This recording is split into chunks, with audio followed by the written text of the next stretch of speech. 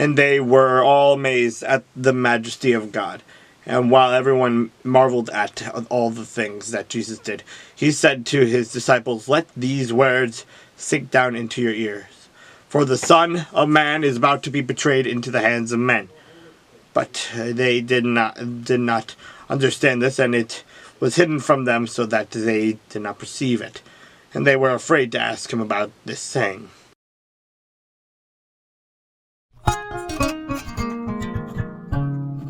In the beginning of the reign of Joachim, the son of Josiah, king of Judah, this word came from the Lord, saying, "Thus says the Lord, stand in the court of the Lord's house, and speak to all the cities of Judah, which come to worship in the Lord's house, all the words that I command to you to speak to them. Do not diminish a word, perhaps everyone will listen and turn from his evil way, that I may relent concerning the calamity which I purpose to bring on them because of the evil of their doings. And you shall say to them, Thus says the Lord, if you will not listen to me to walk in my laws which I have set before you, to heed the words of my servants the prophets whom I sent to you, both rising up and early and sending them, but you have not heeded, and I will make this house like Shiloh, and will make this city a curse to all the nations of the earth." So the priests and the prophets and all the people heard Jeremiah speaking these words in the house of the Lord. Now it happened when Jeremiah had made an end of speaking all that the Lord had commanded him to speak to all the people, that the priests and the prophets and all the people seized him, saying, "You will surely die. Why have you prophesied to the name of the Lord, saying this house shall be like Shiloh, and this city shall be desolate, without an inhabitant?" And all the people were gathered against Jeremiah in the house of the Lord. When the princes of Judah heard these things, they came up from the king's house to the house of the Lord, and sat down in the entry of the new gate of the Lord's house. And the priests and the prophets and spoke to the princes and all the people, saying, "This man deserves to die, for he has prophesied against this city, as you have heard with your ears." Then Jeremiah spoke to all the princes and all the people, saying, "The Lord sent me to prophesy against this house and against this city with all the words that you have heard.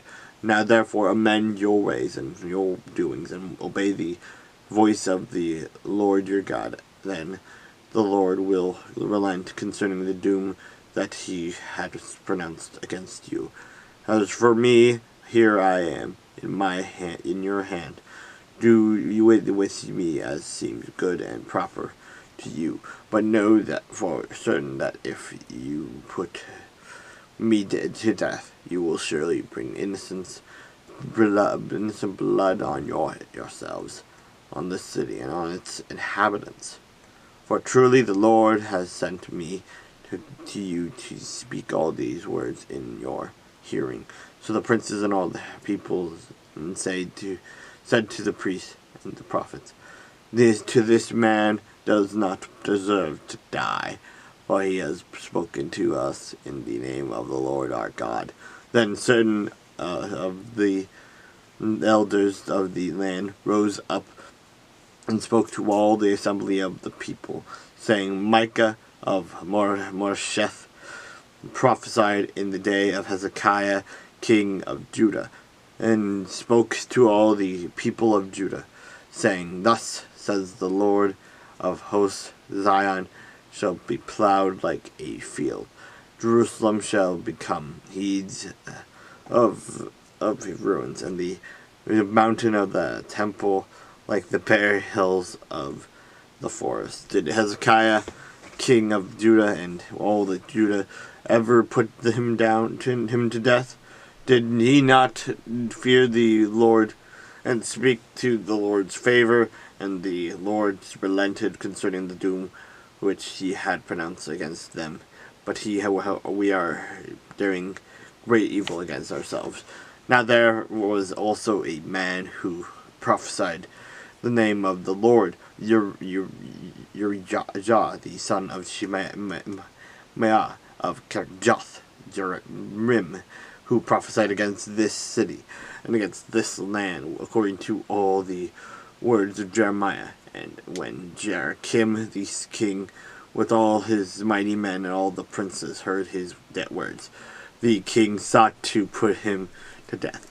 But when Urijah heard it, he was afraid and fled, and went to Egypt. Then Jehoiakim the king sent him to Egypt. Elnathan and the son of Achbor and other men who went with him to Egypt, they brought Urijah from Egypt and brought him to Jehoiakim the king, who killed him with the sword and cast his dead body into the graves of the common people. Nevertheless, the hand of Achim, the son of Shaphan, was with Jeremiah, so that they should not give him into the hand of the people to put him to death.